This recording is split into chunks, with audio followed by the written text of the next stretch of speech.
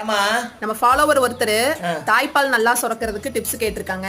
நீங்க அதுக்கு இன்னைக்கு டிப்ஸ் சொல்லுங்க. சரிம்மா. குழந்தைகளுக்கு பால் கொடுக்கற தாய்மார்கள் வந்து எப்பவுமே சந்தோஷமா இருக்கணும். டென்ஷனே ஆகக்கூடாது. எந்த கோபத்தையும் இது பண்ணிக்கிட்டு இருந்தோம்னா அப்படியே பால் வத்தி போகும்.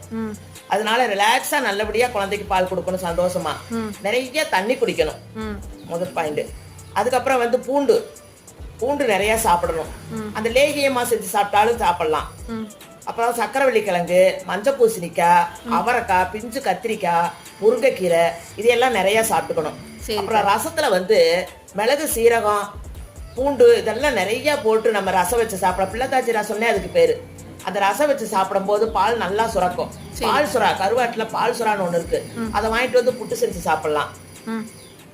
மீனும் இருக்குது, கருவாடும் இருக்குது. எது வேணா வாங்கி சாப்பிடலாம். தண்ணி நிறைய குடிக்கணும். சரி, இன்னைக்கு ஒரு சூப்பரான டிப்ஸ் தான். நெக்ஸ்ட் இதே மாதிரி ஒரு டிப்ஸ்ல பாப்போம். நன்றி, வணக்கம்.